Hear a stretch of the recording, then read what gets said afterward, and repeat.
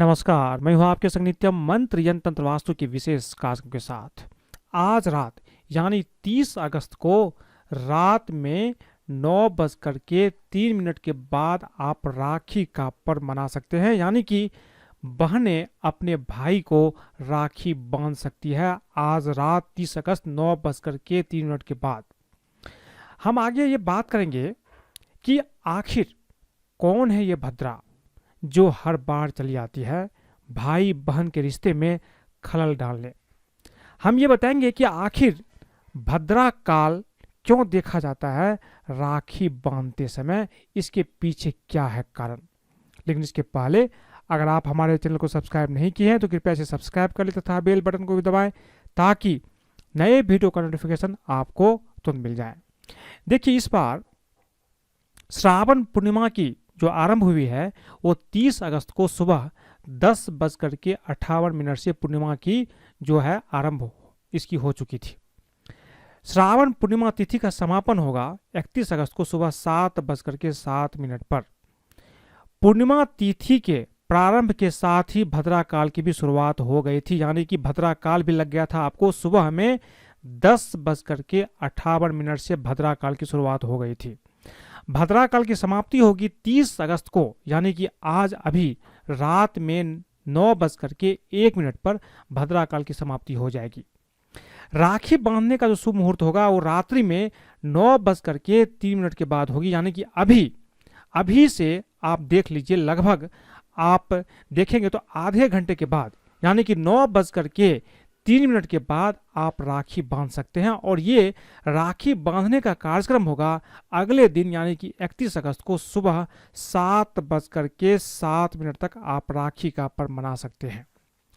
अब ये बात करते हैं कि आखिर भद्रा क्या होता है, क्या है भद्रा काल। देखिए, रक्षाबंधन के त्योहार पर भद्रा लगभग हर साल भाई बहन के रिश्तों में बाधा बनती है। आखिर कौन है ये भद्रा, क्यों मानते हैं इसे अशुभ।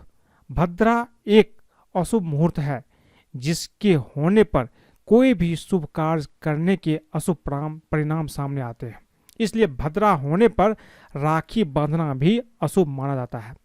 भद्रा के खत्म होने के पश्चात ही राखी बांधने का कार्यक्रम शुरू होता है।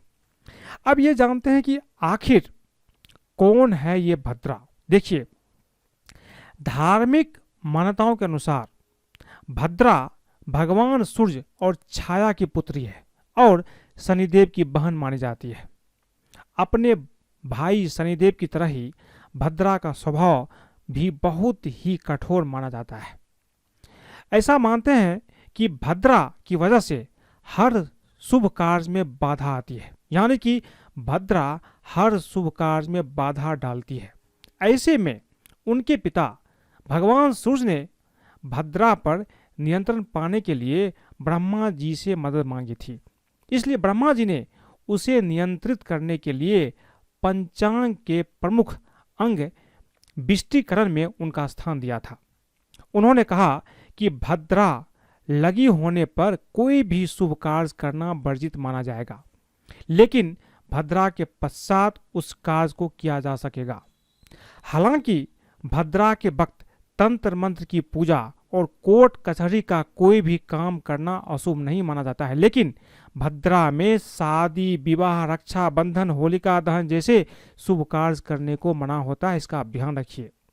इसी वजह से रक्षाबंधन में भी भद्रा काल को देखा जाता है। ऐसा मानते हैं कि भद्रा होने पर कोई भी शुभ कार्य सही ढंग से नहीं हो सकता है, इसका आप ध्यान रखिए।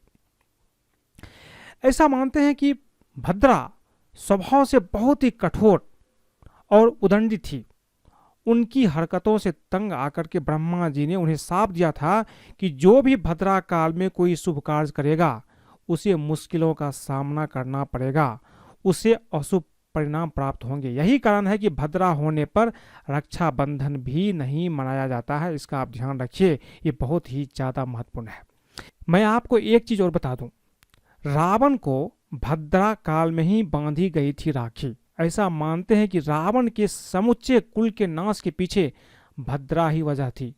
पौराणिक कथा में बताया गया है कि रावण की बहन शूर्पणखा ने भद्रा काल में भाई रावण को राखी बांधी थी, जो उसके विनाश का कारण बना। कहते हैं कि इसके बाद से ही एक एक करके रावण सहित उसके पूरे कुल का नाश हो गया।